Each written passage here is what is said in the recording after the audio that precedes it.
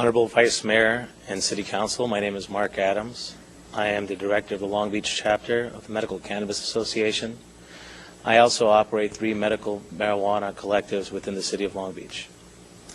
I want to talk to you about a few hardships that I see that will cause the patients harm in this ordinance. They're terminal flaws.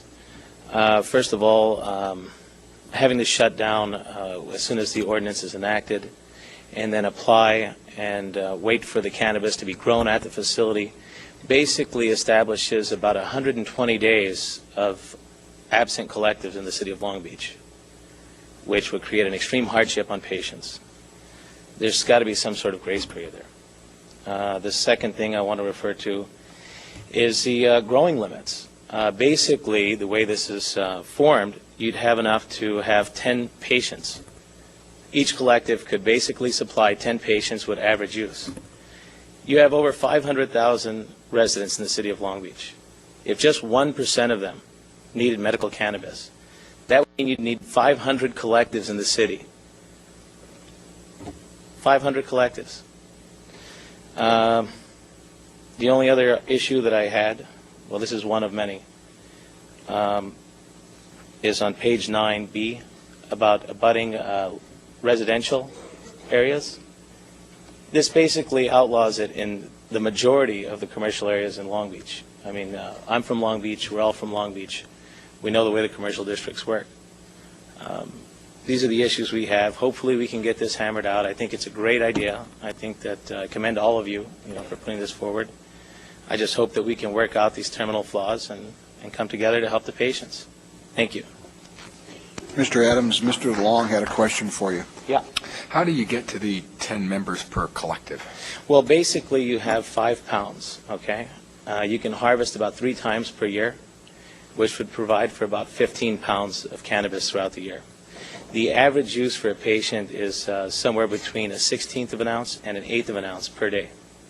So if you use those numbers, you basically only can afford about 10 patients with average use. This doesn't have to do with patients that have, more need. So what are you suggesting as a more appropriate number? Well, I'm suggesting to follow, Senate Bill 420. Basically, I have something here that is a letter written September 10, 2003. It's a legislative intent regarding Senate Bill 420. It is addressed to the Honorable John Burton, President Pro Temp of the Senate State Capitol. It is written by John Vasconcellos, Senator 13th District, and Mark Leno, Assemblyman 13th District. And it reads as follows. John, in order to clarify the legislature's intent in enacting Senate Bill 420, I respectfully request that this letter to be published in the Senate Daily Journal. Fully recognizing that Proposition 215 cannot be amended by the legislature, we have resisted all efforts to make the new identification card system created by Senate Bill 420 mandatory and in-dash, and at least 2 times SB 420 contains specific language declaring our intent that this program is wholly voluntary. I'm going to skip a little bit and just read one paragraph. Great. Sorry about that, guys. Furthermore, SB 420 specifically allows localities with higher possession or cultivation amounts to retain them, and other local jurisdictions to establish new guidelines to exceed what has been set forth in this bill. This is the important part. No jurisdiction may establish amounts lower than those set forth in Senate Bill 420, which is 6 mature plants and 8 ounces per patient. So this really limits, when you have 5 pounds of dried cannabis at the collective, to 5 patients. That's it. What are we going to do about that? It depends on the amount of plants that should be grown, should be dictated by how many members of the collective there are. And that's where the limitations should come from, not by any other means. Okay, thank you. You're welcome. Thank you. Next, please.